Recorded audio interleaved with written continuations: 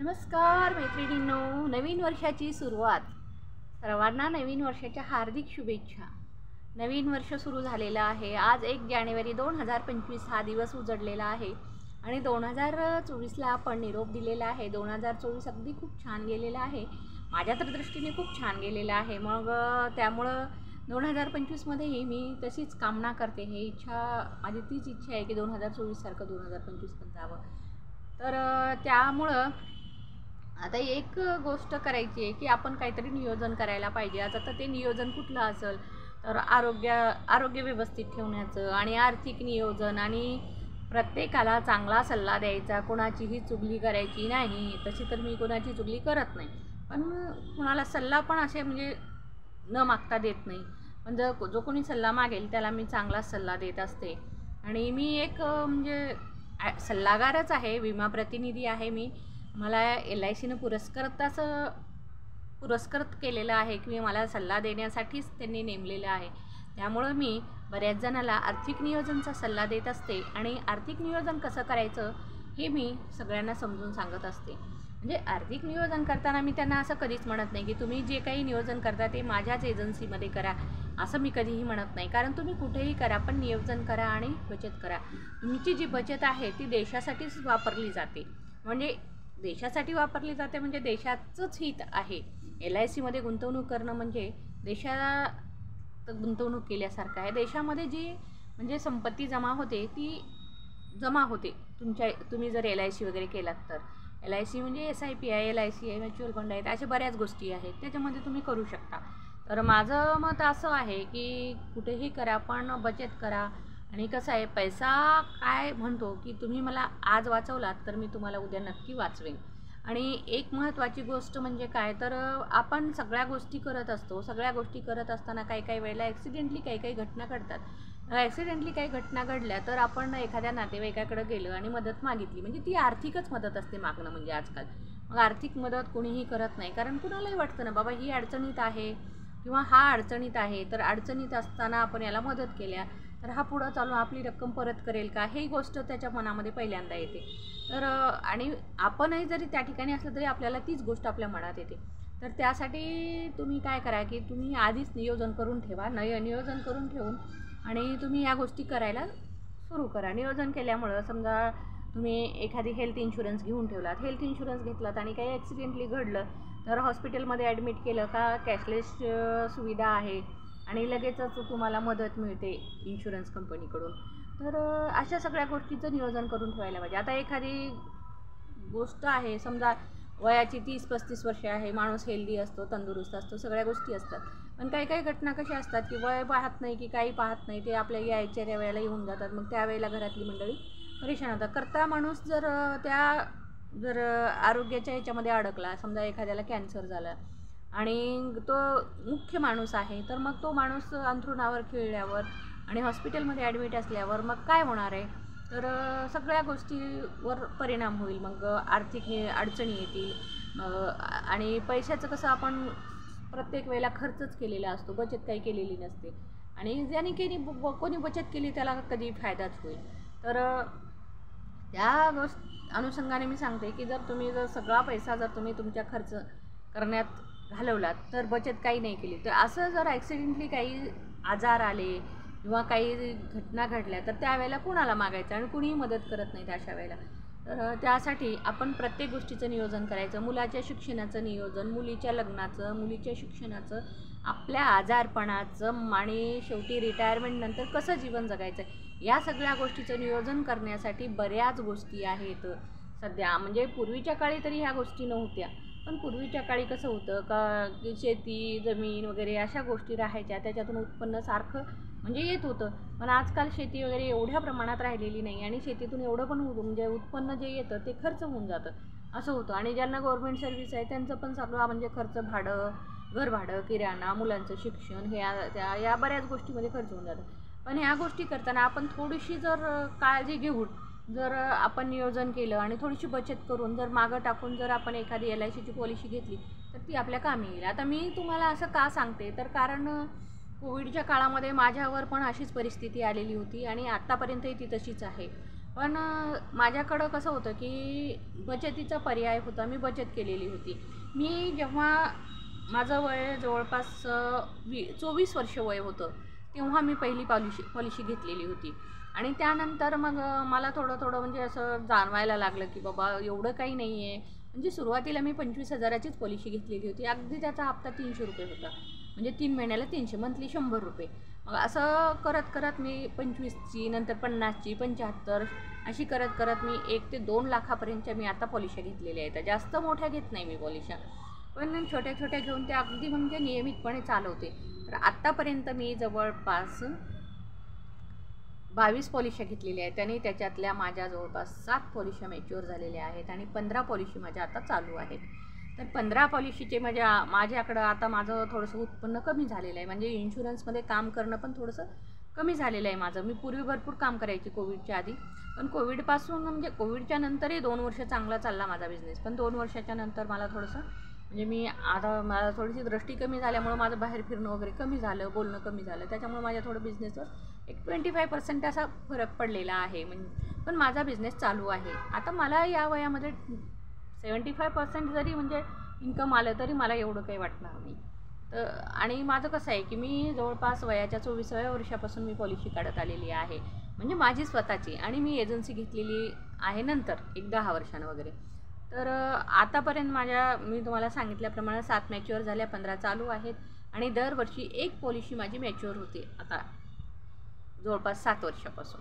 तर दरवर्षी मला माझ्या पॉलिसीचे जवळपास कधी आतापर्यंत 50-60 भेटत होते, पण आता माझे 1 लाखाच्या पॉलिसीचे सुरू झालेले आहेत. तर 1 लाखाच्या पॉलिसीचे मला दरवर्षी 2 लाख रुपये येतात आणि त्या 2 लाखामध्ये माझं अगदी व्यवस्थित भागतं आणि माझ्या मुलाचं शिक्षण होतं आणि थोडं बहुत आता माझं म्हणजे जे काही मला जे इन्कम आहे LICकडचं एजन्सी असल्यामुळं ते इन्कम आणि हे आलेले 1-2 लाख रुपये आणि इतर काही माध्यमं शेती आहे समजा आणि थोडे बहुत छोटे मोठे काही असे म्हणजे बिझनेस वगैरे.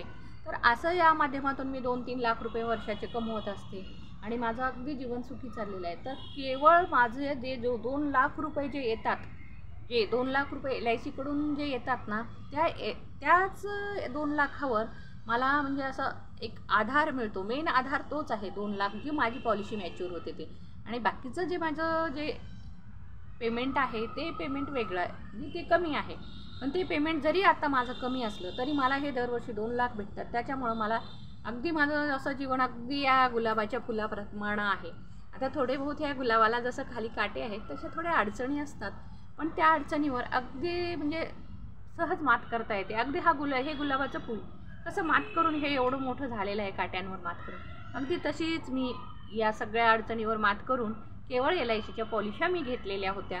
त्यामुळं मी आज सुखी आहे आणि आनंदी आहे आणि शेवटपर्यंत मी आनंदी राहणार आहे. आता माझं वय जवळपास 50 वर्ष आहे आणि माझ्या अजून 15 पॉलिशा शिल्लक आहेत आणि 15 वर्ष मला हे मिळणार आहे दरवर्षी एक याप्रमाणे. अजूनही माझी पॉलिशा काढणं बंद झालेले नाही आहेत, कारण मी अजूनही माझी पॉलिसी काढत असते. तर त्याच्यामुळं मी तुम्हाला असं एकच सांगते की मी असं म्हणत नाही की पॉलिसी काढाच असं म्हणत नाही. तुमची इच्छा असली तर करा. तुम्हाला जर माझ्यासारखं सुखी जीवन जगायचं असेल तर तुम्ही दरवर्षी एक पॉलिसीची बचत करा. म्हणजे दरवर्षी एक पॉलिसी काढत जा. तुम्हाला मोठी एकदाच 5 लाख, 10 लाख, 15 लाखाची न काढता 2 लाखाची तुम्ही काढू शकता. पूर्वी कसं होतं की 20,000, 25,000च्या पॉलिशा व्हायच्या 25 वर्षाखाली, पण आता तसं नाही आहे. आता इतके दिवस म्हणजे ऑक्टोबरपर्यंत 1 लाखाच्या पॉलिशा काढता येत होत्या, पण आता ते ऑक्टोबरपासून 1 लाखाची पॉलिसी पण बंद झालेली आहे. आता 2 लाख म्हणजे मिनिमम 2 लाखाची पॉलिसी घ्यावी लागणार आहे. 2 लाखाचं प्रीमियम जवळपास समजा वर्षाला 17,000-18,000 रुपये. ती 15 वर्षाची घेतली तर 20 वर्षाची घेतली तर एक 12,000-12,500 रुपये येतो. असं म्हणजे जसं आपलं वय आहे त्याच्यानुसार येतो. तर तुम्ही बघा, तुम्हाला माझ्यासारखं नियोजन करायचं आहे का, आणि मी जे केलेलं नियोजन आहे ते तुम्हाला आवडलं असेल तर कमेंट करा. कमेंटमध्ये सांगा की म्हणजे तुम्हाला काय वाटतं की नियोजन करणं योग्य आहे का, कसं आहे. म्हणजे बचतीचं नियोजन हे प्रत्येकाला करावं लागतं. प्रत्येकानं केलं तरच अगदी या गुलाबाच्या फुलाप्रमाणे आपल्याला आयुष्य जगता येतं. हे कितीही जरी खाली काटे असले ना तरी हे बोचणार नाहीत. जेव्हा आपल्याकडं जमापुंजी असते तेव्हा कितीही संकट आले तर आपण त्या जमापुंजीच्या जीवावर अगदी पार करतो, म्हणजे नदी पार केल्यासारखं अगदी तरुण निघून जातो.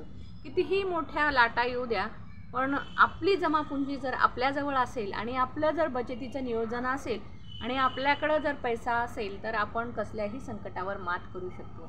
आणि कसं आहे की आणि म्हातारपण सुखात जातं. प्रत्येक गोष्टीसाठी मुलांकडं सुनेकडं म्हणजे हात पसरावं लागत नाही. आणि प्रत्येकाला म्हातारे हे व्हायचंच आहे. आज जरी तुम्ही 30-35मध्ये असलात किंवा 25मध्ये जरी असलात तरी एक ना एक दिवस तुम्हाला 60 ओलांडावंच लागणार आहे. 60 ओलांडल्याच्या नंतर पैसा हे गरजेचं आहे. आणि आता 2005 पासून पेन्शनची सुविधा बंद झालेली आहे, पेन्शन बंद झालेलं आहे.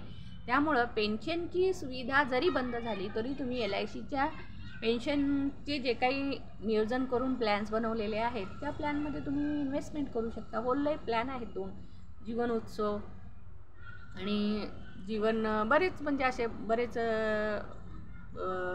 पॉलिसीज आहेत.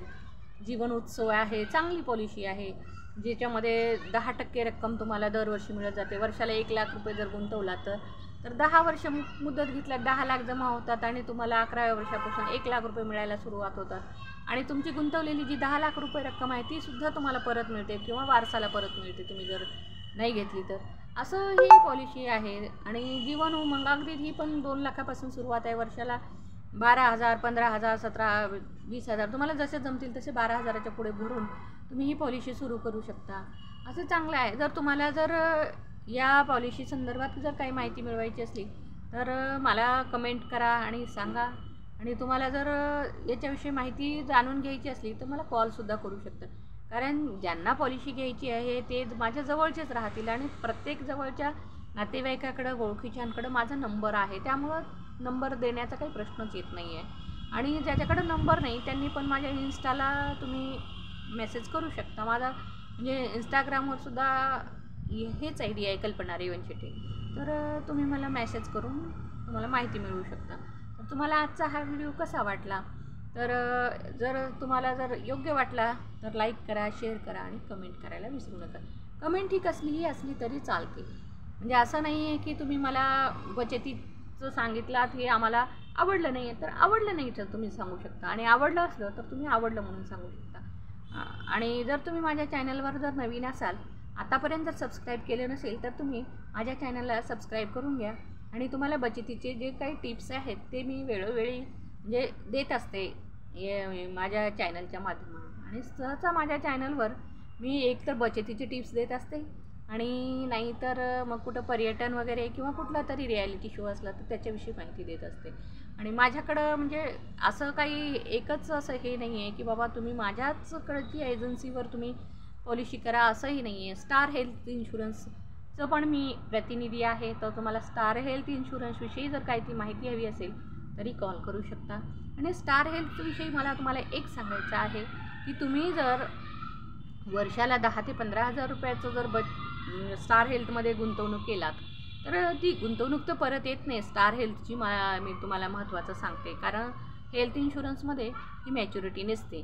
तर तुम्ही वर्षाला 10,000, 12,000चं जरी तुम्ही गुंतवणूक केलेली आहे हेल्थ इन्शुरन्समध्ये तर समजा तुम्ही 10 वर्ष जरी त्याचा उपयोग नाही घेतलात आणि म्हणजे उशिरा जरी तुम्हाला म्हातारपणी तरी कुठले ना कुठले आजार होतात. समजा कुठला बायपास तरी असतं किंवा हृदयाचं असतं, डोळ्याचे असतात, काही ना काही हे प्रॉब्लेम हे 50 वर्षाच्या नंतर 60 वर्षाच्या नंतर येत असतात. मग त्यावेळेला जरी तुम्ही 10 ते 15 वर्षांनं जरी त्या पॉलिसीचा लाभ घेतलात तरी तुम्हाला 2 ते 3 लाख रुपये किंवा 10 आत्ता सध्या लागतात. पण जेव्हा 10 वर्षानंतर म्हणलात तर तुम्हाला 10 ते 20 लाख रुपये अशा म्हणजे बायपास वगैरे अशा गोष्टीसाठी लागत असतात. तर त्यावेळेला एवढा पैसा कुठून आणणार? 1 लाखाची जर तुम्ही तोपर्यंत जर 10 वर्ष प्रीमियम भरला तर 10 वर्षाचं 1 लाख प्रीमियम गेलं. पण तुम्हाला 10 वर्षानंतर 7-8 लाख किंवा 10 लाख लागले तर ते तिथून मिळू शकतात. तर तुम्हाला आजचा हा व्हिडिओ कसा वाटला कमेंट करा.